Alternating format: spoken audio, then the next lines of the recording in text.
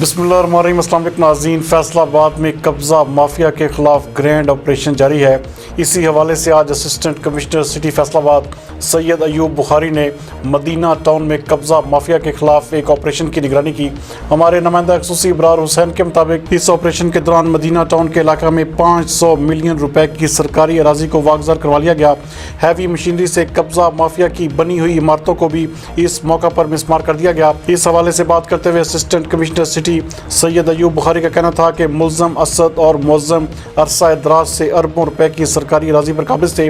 ملزمان کو گرفتار کر کے مقدمات کا اندراج بھی کیا جائے گا۔ ان کا مزید کہنا تھا کہ قبضہ مافیا کو ہر صورت میں جڑ سے ختم کیا جائے گا۔ اس حوالے سے ڈپٹی کمشنر محمد علی کا کہنا تھا کہ قبضہ مافیا کے خلاف ضلعی انتظامیہ بھرپور انداز میں آپریشن کر رہی ہے اور قبضہ گروپ اب کسی بھی صورت میں بچ نہیں سکیں گے۔ جبکہ دوسری جانب ڈپٹی کمشنر کی ہدایت پر اسسٹنٹ کمشنر ایوب بخاری نے ایک اور بڑی کارروائی کرتے ہوئے فوڈ پوائنٹس پر مہنگے دم اور روٹی کی فروخت پر مختلف فوڈ پوائنٹس کو بھاری جرمانے کر دیے۔ آج کے دن شہر کے 35 فوڈ پوائنٹس کو 24,000 روپے جرمانہ اور نوٹسز بھی جاری کیے گئے۔